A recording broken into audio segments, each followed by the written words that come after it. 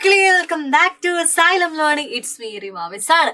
Yes, നമ്മുടെ അടിപൊളിയായിട്ടുള്ള നമ്മുടെ ദൈവത്തിന്റെ സ്വന്തം നാട് എന്നറിയപ്പെടുന്ന നമ്മുടെ കേരളത്തിന്റെ ഭൂപ്രകൃതിയെ മൂന്നായിട്ട് ഡിവൈഡ് ചെയ്തിട്ടുണ്ടായിരുന്നു അല്ലേ? മലനാട്, ഇടനാട് എന്നും ദെൻ കോസ്റ്റൽ ഏരിയ, തീരദേശം എന്നും തീരപ്രദേശം എന്നും ഡിവൈഡ് ചെയ്തിട്ടുണ്ടായിരുന്നു അല്ലെ? നമ്മുടെ കേരളത്തെ മൂന്ന് ഭാഗമായിട്ടാണ് ഡിവൈഡ് ചെയ്തത്: മലനാട്, ഇടനാട്, തീരപ്രദേശം. ഓക്കെ, അപ്പൊ ഇത് മൂന്നും എങ്ങനെയൊക്കെയാണ്, എന്താണെന്ന് നമുക്കൊന്ന് പഠിച്ചാലോ? യെസ്, മലനാട് എന്ന് പറയുമ്പോൾ നമ്മുടെ സമുദ്രനിരപ്പിൽ നിന്ന് ഏകദേശം 75 മീറ്റർ ഉയരത്തിലാണ് എന്ത് മലനാട് ഉണ്ടാവുക. നമ്മുടെ മലനാടുകളാണ്, ഈ മലനാടിന് എക്സാമ്പിൾസ് ആണ് നമ്മുടെ കാലിക്കറ്റ്, നമ്മുടെ കോഴിക്കോട്, വയനാട്. ഈ തണുപ്പൊക്കെ ഉള്ള കൂടെ ഏരിയ ഉയർന്ന പ്രദേശങ്ങളാണ് ഈ മലനാട് എന്ന് പറയുക. കോഴിക്കോട്, ദെൻ വയനാട്, മൂന്നാറ്, ഇടുക്കി, ദെൻ വാഗമൺ ഒക്കെ അല്ലേ, കോട്ടയത്തെ വാഗമൺ. ഇതൊക്കെ എന്താണ്? മലനാടുകളാണ്. അതായത് കുറച്ച് ഉയരം കൂടിയ ഏരിയസ് ആണ്, നല്ല തണുപ്പൊക്കെ ഉള്ള ഏരിയ ആണ് എന്ത് മലനാട്. അവിടെ അതിന്റെ പ്രത്യേകത പറയുന്നത് എന്താണ്? നല്ല തണുപ്പും ഉയരം കൂടിയതുമാണ്.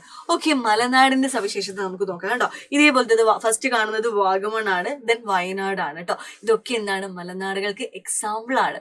ഓക്കെ, സമുദ്രനിരപ്പിൽ നിന്നും 75 മീറ്റർ ഉയരത്തിലാണ് എന്ത് അല്ലെ മലനാട് സ്ഥിതി ചെയ്യുന്നത്. ഇതിന്റെ പ്രത്യേകത എന്ന് പറയുന്നത് എന്താണ്? ഉയർന്ന തോതിൽ എന്താണ് ഇവിടെ മഴ ലഭിക്കുന്നുണ്ട്. Then it is a physiographical section include hills, mountains and peaks. Okay, കുന്നുകളും മലകളും പർവ്വതങ്ങളും ഒക്കെ ഉൾപ്പെടുന്നതാണ് മലനാട് എന്ന് പറയുന്നത്. ഇതിന് ഒരുപാട് റെയിൻഫോൾ കിട്ടുന്നുണ്ട്, ഒരുപാട് മഴ കിട്ടുന്ന ഒരു ഏരിയ മാത്രമല്ല, ദെൻ ഗ്രീനറി, നല്ല പച്ചപ്പുള്ള ഒരു ഏരിയ ആണ് എന്ത് മലനാട് എന്ന് പറയുന്നത്. ഓക്കെ, അല്ലെങ്കിൽ ഹൈലാൻഡ് എന്ന് പറയുന്നത്.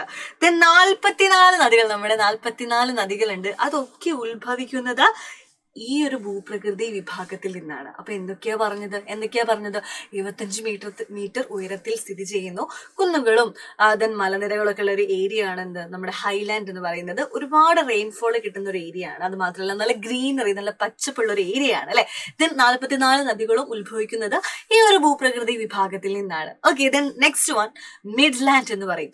ഏകദേശം എന്താണ് നമ്മുടെ ഹൈലാൻഡിന്റെയും കോസ്റ്റൽ ഏരിയയിലായിരുന്നോ തീരപ്രദേശം, കോസ്റ്റൽ ഏരിയ, അതിന്റെയൊക്കെ എന്താണ് സെൻട്രൽ വരുന്നതാണ് എന്ത് മിഡ്ലാൻഡ് എന്ന് പറയുന്നത്. അതിന്റെയൊക്കെ സെൻട്രൽ വരുന്നതാണ് മിഡ്ലാൻഡ് എന്ന് പറയുന്നത്.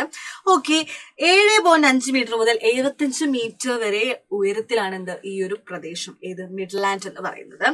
ചെറുകുന്നുകളും താഴ്വരകളും അല്ലെ, അവിടെ എന്താണ് hill rocks, valleys, river banks, നദീതടങ്ങളൊക്കെയാണ് എന്ത് ഇതിന്റെ പ്രത്യേകത എന്ന് പറയുന്നത്. താഴ്വരകളുണ്ട്, ദെനോ ചെറുകുന്നുകൾ, ചെറിയ ചെറിയ കുന്നുകളൊക്കെയാണ് മിഡ്ലാൻഡിലുള്ളത്. ഓക്കെ, ഇതേപോലത്തെ ആ ഒരു നദീതീരങ്ങളൊക്കെ ഉള്ള സംഭവമാണ് എന്ത് നമ്മുടെ മിഡ്ലാൻഡ് എന്ന് പറയുന്നത്. ദെൻ തീരപ്രദേശം എന്ന് പറയുന്നതോ കടലിനോടോ പുഴയുടെ അടുത്തൊക്കെ ചേർന്ന് കിടക്കുന്ന പ്രദേശമാണ് എന്ത് തീരപ്രദേശം എന്ന് പറയുന്നത്.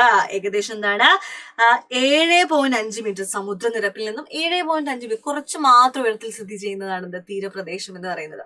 നമ്മുടെ ഈ കടലിന്റെ അടുത്തൊക്കെയുള്ള വീടുള്ള ആൾക്കാരൊക്കെ ഇല്ലേ, ആ ഒരു ഏരിയ ആണ് എന്ത് നമ്മള് ഈ ഒരു തീരപ്രദേശം എന്ന് പറയുക. കടലിന്റെ മക്കളൊക്കെ ഇല്ലേ, ഒക്കെ തീരപ്രദേശത്തുള്ള ആൾക്കാരാണ്. കണ്ടോ, ഇവിടേക്ക് എന്താണ് ഇവിടെയൊക്കെ കൂടുതലും തെങ്ങുകളൊക്കെയാണ് വളരുന്നത് കാണാം അല്ലെ. ഈ ഒരു ഏരിയയിൽ താമസിക്കുന്ന ആളുകളൊക്കെ എന്താണ് തീരപ്രദേശവാസികളാണ് കേട്ടോ. അപ്പൊ ഈ ഒരു 3 ഭൂപ്രകൃതി വിഭാഗങ്ങൾ മക്കൾ എന്തായാലും പഠിച്ചിരിക്കണം കേട്ടോ. അപ്പൊ ഇതേപോലത്തെ കുഞ്ഞു കുഞ്ഞു വീഡിയോസ് ആയിട്ട് മിസ് ഇനി വരുന്നതായിരിക്കും. ബൈ.